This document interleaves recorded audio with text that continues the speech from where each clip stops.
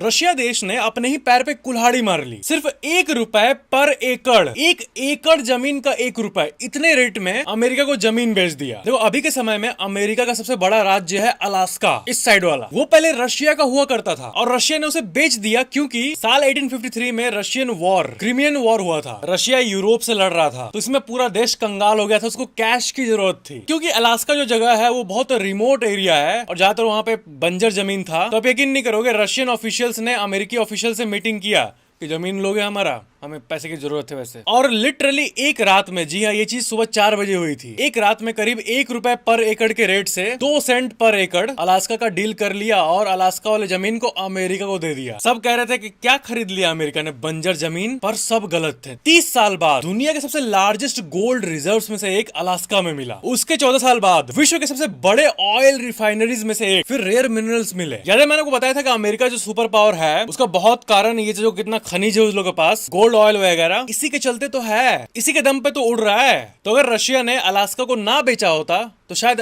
Russia America से बड़ा super power होता अभी। क्योंकि माना कि उस टाइम वॉर के चलते पैसा कम था, लेकिन जमीन का तेल तो कभी ना कभी तो डिस्कवर हो ही जाना था ना, बस वक्त की बात थी, है ना। एक फ्रोजन वेस्ट लैंड, फालतू लैंड जैकपॉट निकल गया। बहुत लोग अलास्का का साइज का आइडिया लेना चाहते होंगे, तो देखो हमारा जो पूरा उत्तर प्रदेश का स्टेट है ना, उसको लो और उसको इंटू 7 कर दो, उतना बड़ा एरिया है अलास्का का, ₹1 पर एकड़ के रेट में। लाइक सब्सक्राइब जरूर करना।